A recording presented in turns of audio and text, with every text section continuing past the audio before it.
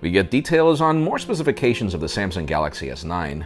The iPhone X is waiting on a new software update given some issues, and it seems that a few Android OEMs are willing to challenge Face ID as soon as next year.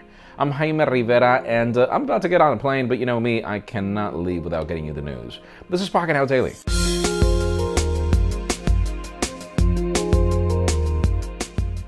The official news today begin with overexposing faces and deals. Let's talk about Newegg. Again, we keep getting more Black Friday deals, and the list is vast in the case of Newegg, but probably the most interesting one only works for today. The LG V20 is $285.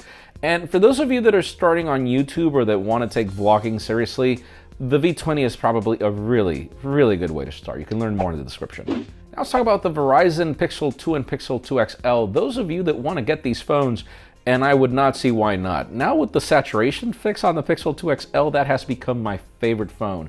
And you can get it for 50% off in Verizon so long as you bring a trade-in. Now interesting, if your trade-ins are new, like in the case of the iPhone 6 something or 7, you get 50% off. But then if you've got old phones, like in the case of the HTC One M9 and another vast list, you can get 25% off, which is still crazy. Again, more in the description. Now let's talk about iPhone Xs and bugs. For those of you that are in cold areas and notice that your iPhone is freezing up, no pun intended or pun intended, but it's happening to a lot of people. There is a software fix that's coming very soon.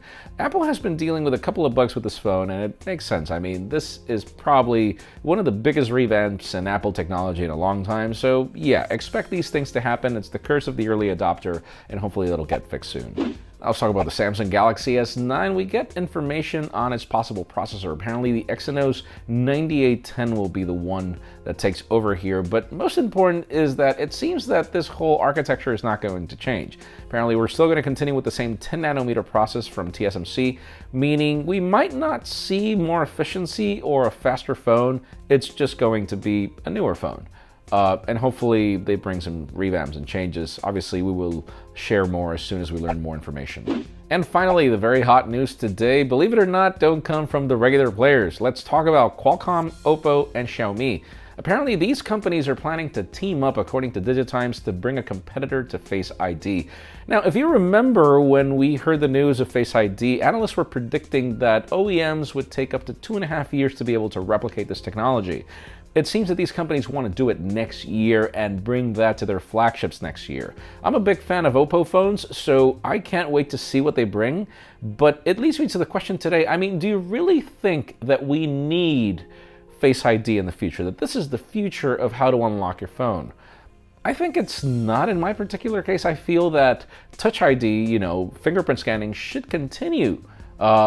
And I guess Apple was just trying something different here. But this is my opinion. I do love the facial scanning and the animojis, but I don't think this should be it.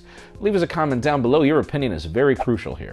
Friends, again, if you want to get the news earlier, follow us on Pocketnow.com and subscribe to our channel by hitting this button up here. You can also catch yesterday's Pocketnow Daily up here and our thoughts on the iPhone X down here. You can also follow me on Twitter, Jaime_Rivera, or on Instagram at Jaime Rivera. Please give this video a thumbs up if you like what you saw. I am Jaime Rivera. Thanks so much for watching. We'll see you next week.